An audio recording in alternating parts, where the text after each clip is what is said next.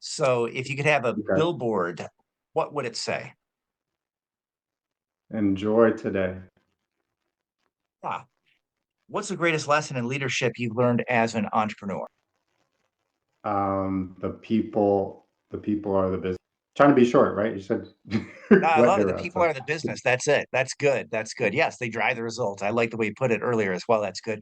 What personal characteristic has been most pivotal to your success?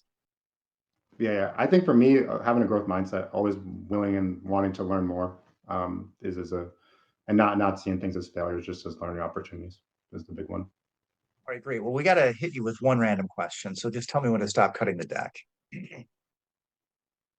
All right, you can stop there. All right. Oof. Oh, I swear I keep getting the same ones again. Which historical time period would you most like to visit? I felt like I've asked that one already. Ha ha ha ha. Hey, let's do this one instead then. What's the hardest thing you've ever done?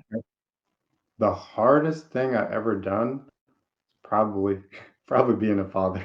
I think that's an honest answer. Can you give our listeners one tip or trick that they can implement in their business today? Yes, I'll try to be as brief as possible, but I think having a personal financial statement that you modify, look at, and review at least weekly is something that everyone should have as part of their business. Personal and business financial statements, but I think they need to have it in a form or structure that they're able to track how it changes and grows, so they know what's going on. That's my 2 cents on that. And now I want to ask you about a book that's helped to forge you as a leader and entrepreneur as why. I feel like you'd probably just reach for one. You got a lot Yeah, of books it's behind you if you happen to be yeah, listening. He's got yeah. a It's great bookshelf. stacked. Yeah, it's stacked under a long thing, but Buy Back Your Time, by Dan Martell. That's been a really foundational change book for me, that I read last year. Yeah, good stuff. And can you send us out with a quote? Oh, just enjoy today. That's the quote. That's the quote. I love Two it. So two words for it. Enjoy today.